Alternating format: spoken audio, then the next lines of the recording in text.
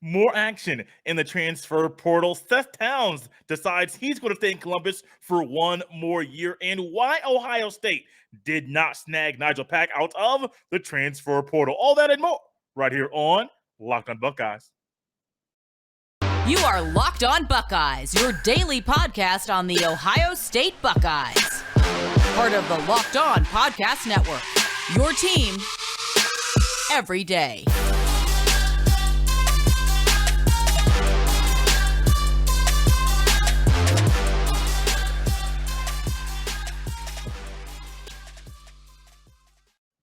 What is up, Buckeye fans? Welcome back to another episode of Locked on Buckeyes for the Locked on Podcast Network. I'm your host, Jay Stevens, also the host of the Jay Stevens Podcast. It is Monday, April 25th in the year 2022, and I want to thank you for making Locked on Buckeyes your first listen of every single day. The NFL Draft is this week. It's Thursday, Friday, and Saturday of this week. Players like Chris Olave, Garrett Wilson, Thayer Munford, Nicholas Petit-Frere will hear their names called in the NFL Draft, and that's when their futures in the NFL officially start. However, instead of talking about the NFL Draft today and things leading up to that, there's more Buckeye action in the transfer portal. Noah Potter has decided this is the time for him to seek playing elsewhere in college football. He is the most recent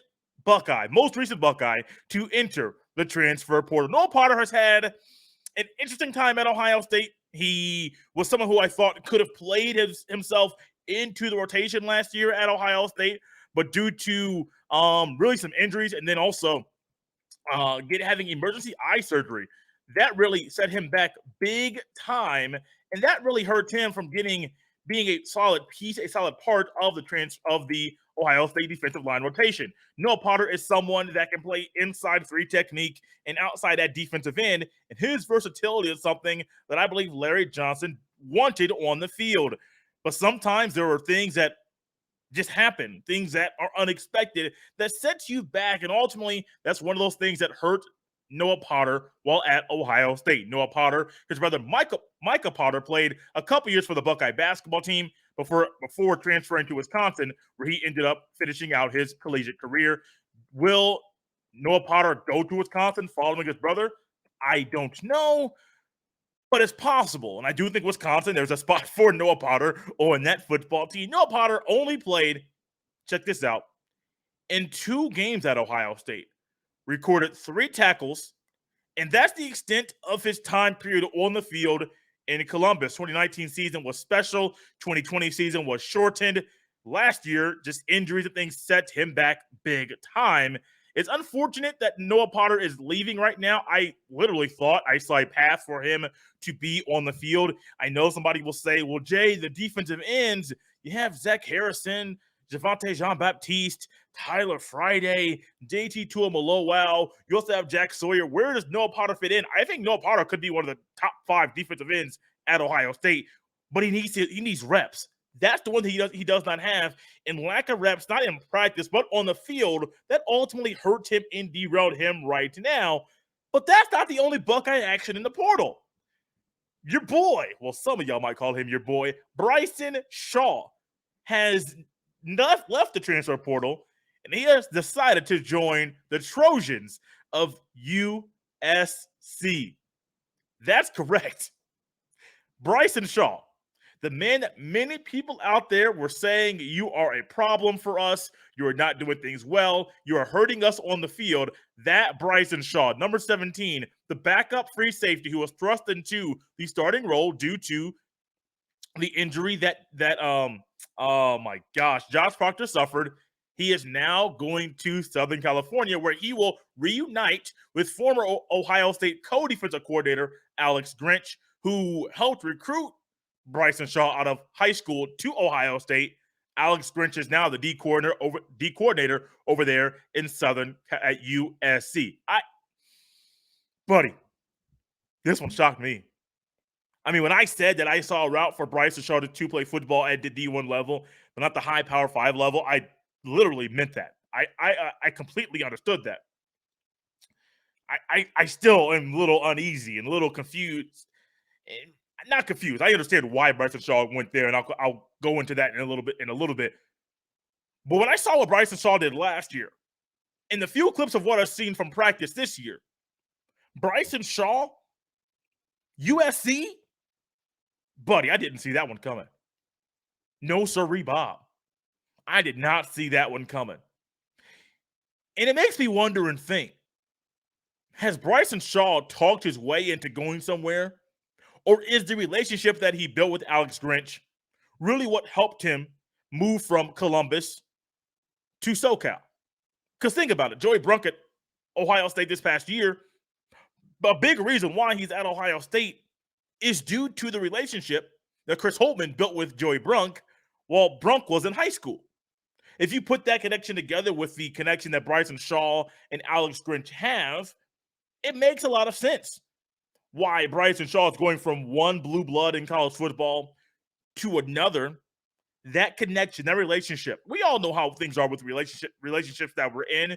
We all understand that there are going to be times in our lives that we might be gravitated towards something else due to a previous relationship that we had earlier in our life where someone we had a relationship with, maybe a friendship or maybe you dated somebody. Well, that person is now somewhere else you want to go or you're thinking about going, and they help you maybe get a job or get a house or do certain things in your life based on relationships that you have.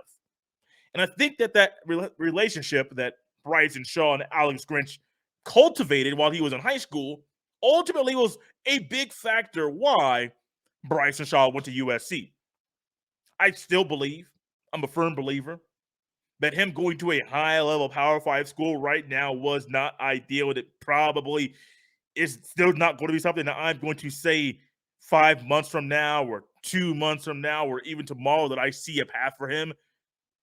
Because from what I have seen, USC is getting a big project, not one of them small 3-day projects that you get a group project in school when you're in third grade. You say, hey, we got a project. We're going to go to Johnny's house after class, after school, and work on this project together. It's due in 3 days. No.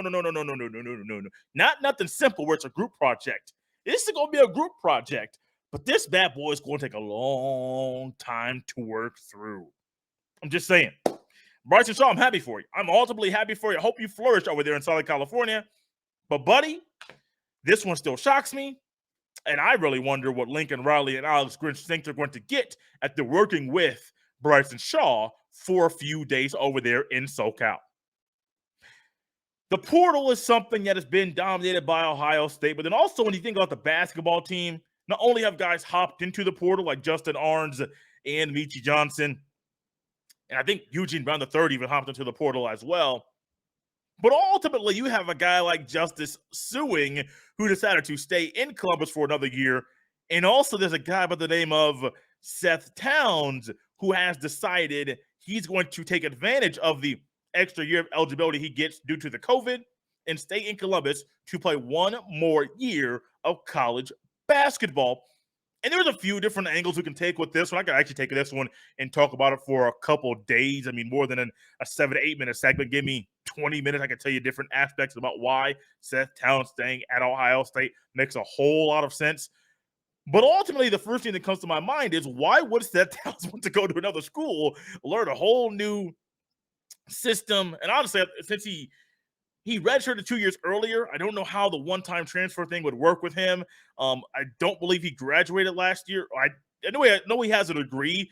I don't know if he has his master's yet. So the whole grad transfer thing, would that work in the situation since this is an extra COVID year and the NCAA has not given us concrete data or more information about how they're viewing this? I don't know. But one thing I do know is it makes a whole lot of sense for Seth Towns to stay. Think about this. You have been at a place for 6 years. No, excuse me. You've been at a level for 6 years. 6 years. You're at your first stop for a few years. Then ultimately, 4 years? Ultimately, you go to the next stop and you'll be there for 2. But then there's a fork in the road. There's a stopping point or there's a point where you can keep going. That fork in the road on one side, it's like, yeah, you can go down this road, but it's no longer you're going to be going with the previous path you were on, previous occupation or previous activities you were doing. No, you're going to go to something completely different, or you're going to go with one more year, go out with the last hurrah with what you have been doing for quite a long time. And you love what you do. You love, no matter if it's a sport, no matter if it's raising kids, no matter what it is, you love the thing that you do. And it makes a whole lot of sense to you and to Seth Towns right now to continue to go down this path playing basketball at Ohio State. If I'm Seth Towns and I'm not wanting to stop playing college basketball, I'm going to stay in Columbus, baby. I'm staying right there with Chris Holtman, playing in the shot, potentially having 18,000 in a sold out crowd in the Schottenstein Center. Now, granted, it would be glorious if that bad boy was sold out every time. I'm still in shock that the times that I've been there, the Buckeye crowd is not what I was anticipating it being for this basketball program. Now, I know Ohio State is not a basketball school. It's football centric. It has 60,000 at the spring game, which I get that. But I still expected Buckeye fans to show up and show out in a way bigger fashion than what they did. But it still doesn't matter. This is a perfect situation for Seth Towns. There's a path for him to potentially start in Columbus, a team that desperately needs leadership and guys that know how to play at the D1 level. The physicality, the speed, the way you need to use your brain on the court. Chris Holtman desperately needs guys like this. There are companies out there that will help him sign NIL contracts as well. We're going to talk about a major NIL contract in the very next segment of the show. But it makes a whole lot of sense. But basketball-wise, not just like, learning a whole lot of things, but basketball-wise, this is just going to help Seth Towns be a better human being. And I know when you're in your 20s, you're like, yeah, man, I want to go out and do certain things. I want to go out there and enjoy life. But this is going to help him maybe in a future leadership role that he has at a job where there are going to be people that are 18, 19 years old that he is going to be a leader of. Seth Towns might be a captain of the basketball team. I can already tell you one right now will be Justice Suing. Do I think Zed Key will be a captain? It's possible. I mean, it's definitely possible. But I think there is a path for Seth Towns to not only be a starter, but for him to also be a captain and someone that these young guys that are coming in that need somebody to look up to, someone that hasn't played a lot of basketball, that has been around a while. You're getting a former Ivy League Player of the Year on your basketball team. Now, granted, it's been a long time. It's been a few years since Seth Towns has won that award. But that's not just something you could say, yeah, it's a long time ago. That's something you can build upon. And Seth Towns, as he's rehabbing, as he's going through the day-to-day reactionary process to see how the rehab process is going, maybe alter things, he's also going to feel some things about like, hey, this youngster, I can play with him. Like, I can play with that guy. I can help Chris Holtman be the best he can be afterwards. If Seth Towns wants to be a GA or be an assistant coach or do something with Chris Holtman after he's done playing basketball, Chris Holtman could say, yeah, man, look, you stuck it out. I saw some things you did. You helped me in the film room. Let's work together post-career for you, post-playing career, to get you maybe to be a coach or do something at the collegiate level that is coaching or advisory or things like, well, not so much advisory. Those are normally guys that have been around a while, that have some years in them, such as a Thad Amata, that he had that role last year at Indiana University. Makes a whole lot of sense for Seth Towns. And honestly, I think Chris Holtman has been wanting this to happen. Now, I don't know if there were NIL deals that were a part of Seth Towns staying to where a company in Columbus said, hey, Seth Towns, here's a little contract here. Your people talk to our people. We'll try to get some things set in writing, set in stone for you to put some cash in your pocket. I don't know if all that went down. Would not surprise me at all, because that's the way things go right now. Things have gone, well, before it was under the table. That's the way things have gone previously in collegiate sports. That's the way things are going to continue to go in collegiate sports over the next few years, and really until collegiate sports is no longer, these companies are going to start going into their pocket to invest, put some money in these young people's pockets, so the company can also get a return on their investment. This makes sense for Seth Towns to stay. Makes complete sense for Seth Towns to stay. And Chris Holtmann could look at these young guys and say, look, I know Seth Towns hasn't had the prettiest path in college basketball. I know he hasn't played the most basketball, but a healthy Seth Towns, when he's trusted our strength and conditioning and our training staff, when he's trusted them, he's been injured and he's had some unfortunate things happen to him. But they got him healthy. When they got him healthy, he was ultimately a big piece of the pie for the basketball team. And buddy, man, a healthy Seth Towns is something no Buckeye has ever seen in a Buckeye uniform. And a healthy Seth Towns might be what Ohio State needs to be a team that can compete for the regular season and conference tournament championship. Now, that's a big statement. That's a huge statement. Y'all know how I feel about this basketball team, but I do think Chris Holtmann does see a path to where Seth Towns can help this team accomplish both, not just one, but both of those goals. From Potter to Shaw to Towns to Pack. This is more of the kind of show that I would probably have on a Tuesday or Thursday or Wednesday, middle of the week, where you're getting a lot of action, maybe guys making decisions that directly impact the team.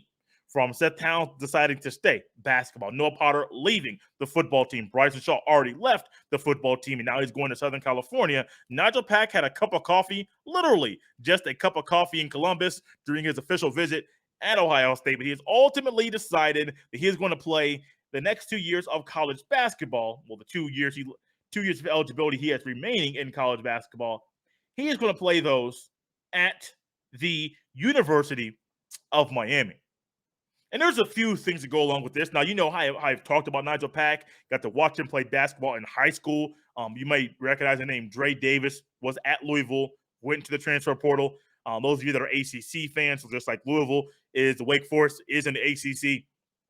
Jake LaRavia has now put his name into the NBA draft. Well, those are two teammates of Nigel Pack in high school. I got to watch those three young men play basketball all the time. I was wowed and amazed at how they played the basketball, and Nigel Pack was one of my favorite of the trio to watch play basketball, which is part of the reason why I wanted him to come to Ohio State so bad. Maybe selfishly, because I wanted to cover another young man that I got to watch play high school basketball, but ultimately I believed it was a good way for Chris Holtmann to improve the basketball team. I wasn't going to say it was a perfect fit for Holtmann's offense, because Pack's game does not fit what Holtmann wants for his point guard, but it's a great way to transfer things, to transition the mindset, and to really help you not only currently, but also in the future when it comes to the portal, acquisitions, and recruiting high school basketball players. But there was two big factors as to why I believe Nigel Pack did not come to Ohio State. One of them is on the court. Another one of them is monetarily.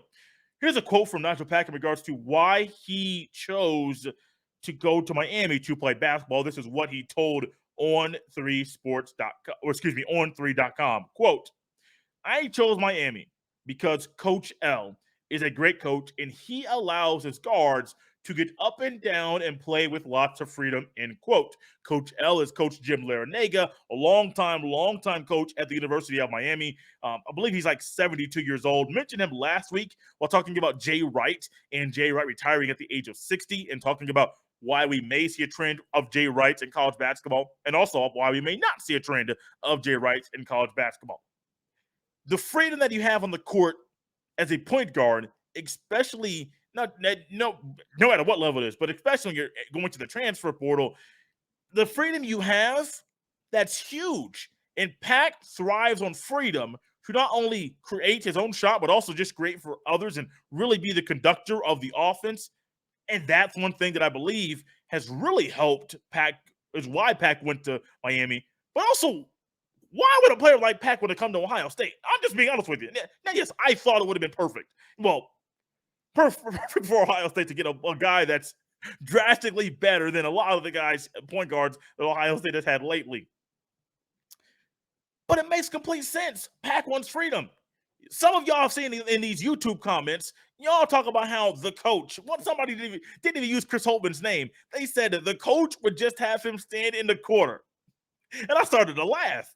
I've talked to some of my friends, Sarah Barker, and other people that follow or watch Ohio State basketball, sometimes religiously, sometimes every now and then, and they complain about the point guards that just stand around and don't do anything. So that's there. But there's another reason. Didn't know it was going to take me this long to get here.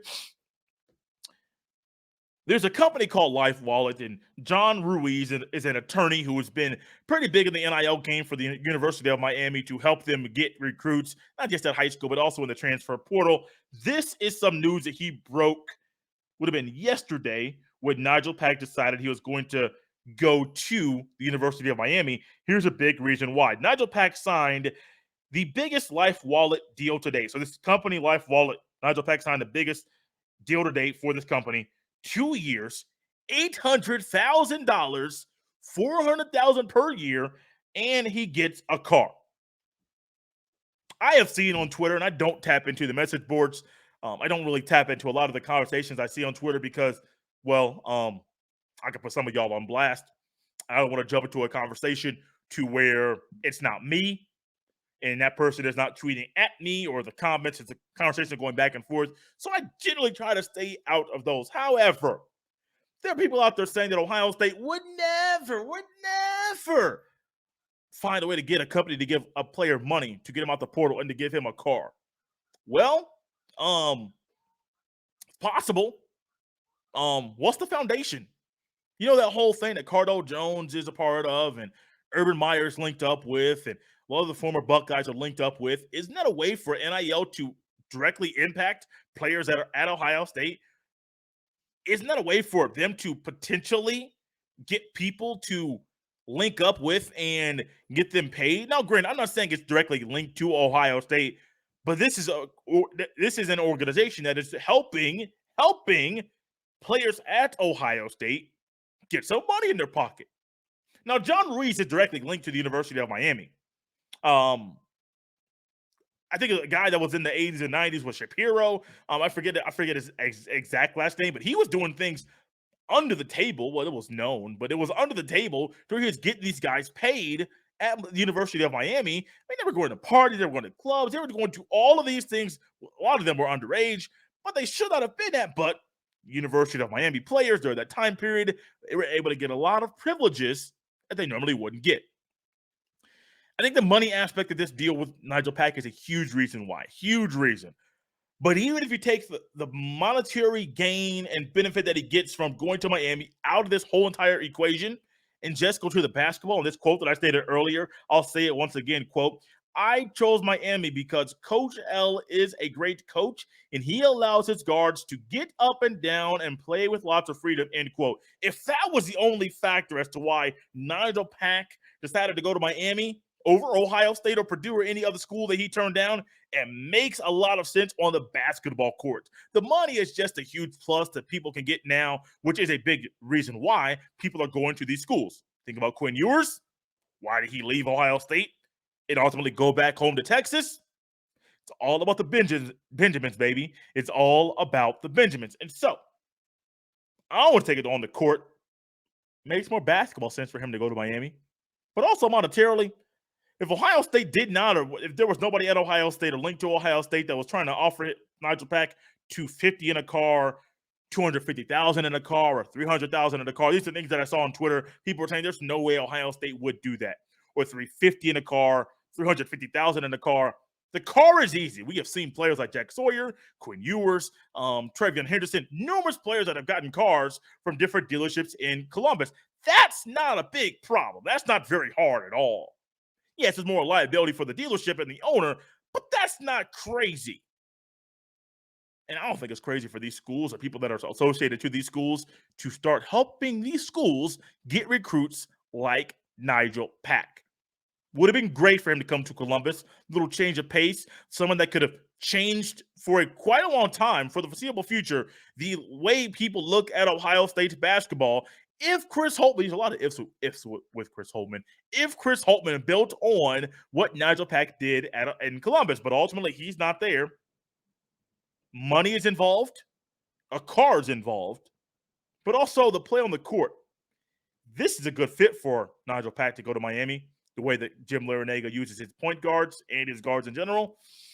And I understand why he did not want to come to Ohio State. Guys, tomorrow, Wednesday, Thursday, Friday, planning a lot of fun stuff here to get you ready for the draft. Planning on having a guest on tomorrow's show. Hopefully going to get John Garcia of Sports Illustrated to come back on.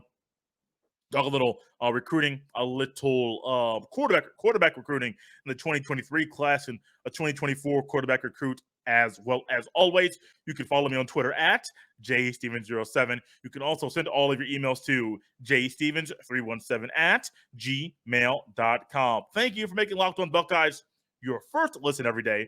Now make your second listen the Locked On NFL Draft podcast. Ryan Tracy and former NFL defensive back Eric Crocker bring the NFL Draft to life every day with insight and analysis on college football prospects and NFL front offices. The Locked On Buckeyes podcast, just like the Locked On NFL Draft podcast, they are both free and available wherever you get your fine podcast. Guys, let's kick off this week off right. Let's enjoy it. Let's have fun. Let's all gear up and get ready for the NFL draft this coming weekend, because Garrett Wilson, Jeremy Ruckert, Sarah Munford, and so many other Buckeyes will hear their name called in the 2022 NFL draft. We're going to get you ready for it right here all week long.